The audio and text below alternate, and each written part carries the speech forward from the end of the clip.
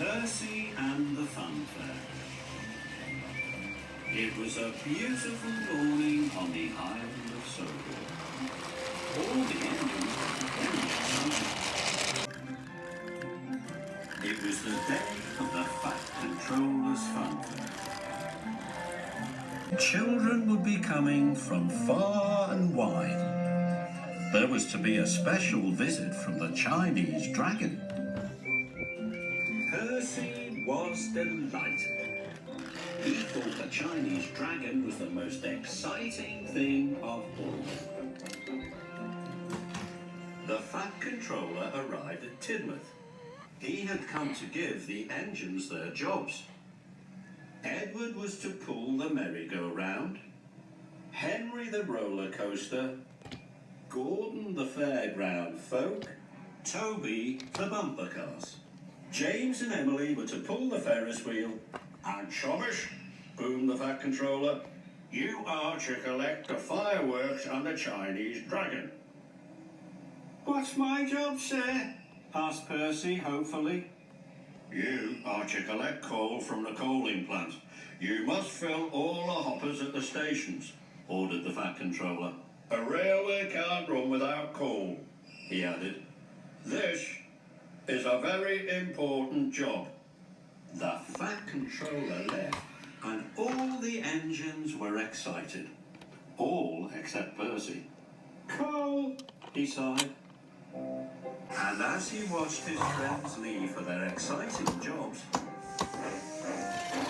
Percy felt very left out. Percy chuffed sadly over to the coal plant. This didn't feel like an important job at all. When Percy arrived, he could see a long line of trucks. I wish I was pulling something exciting, grumbled Percy. Not pulling old coal trucks. Percy buffered up and pulled out of the depot. Percy stopped at a signal by a school. Toby puffed past pulling flatbeds full of bumper cars.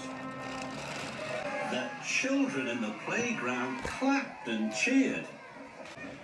Then Edward chuffed by with the merry-go-round.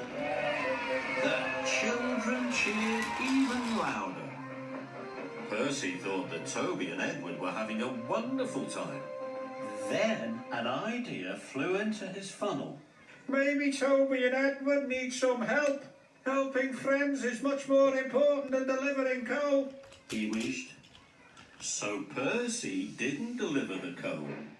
He left his trucks and he steamed after his friends as quickly as he could. Toby and Edward stopped at a red signal. Percy puffed up alongside. Do you need any help? He tooted hopefully. No, thank you, Percy, said Toby. We can do it, chuffed Edward. Percy was disappointed. Further up the line, Percy saw Emily and James. They were taking the Ferris wheel. That looks like fun, tooted Percy. I'm sure they'll need some help. Percy caught up with James and Emily. This is going to be the biggest wheel ever, chirruped Emily.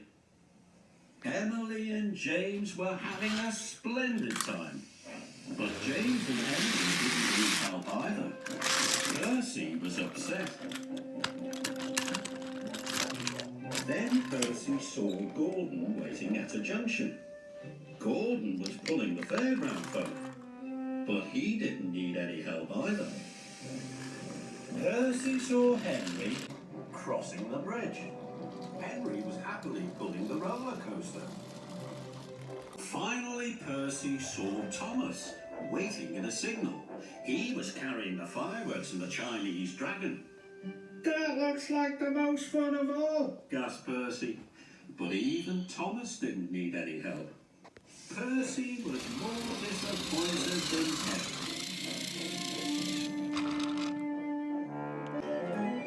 Then there was trouble Percy had spent so much time trying to help that he hadn't delivered any coal.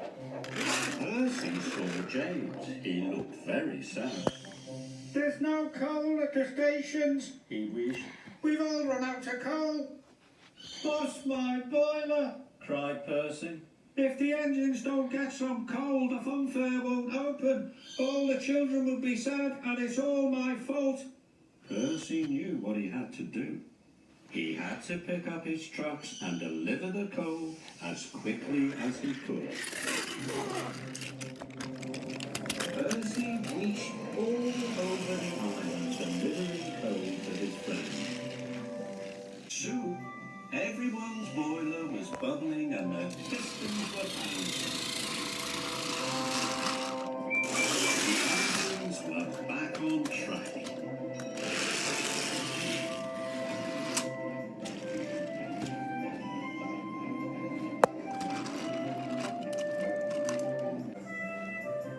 The Funfair was ready just in time.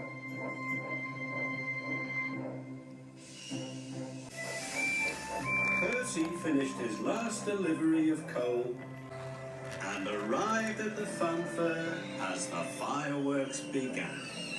The rockets soared, the band played, and the Chinese dragon danced.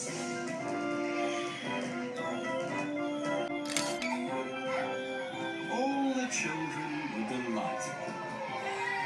The fat controller was right, Tooted Percy. delivering the coal is a very important job.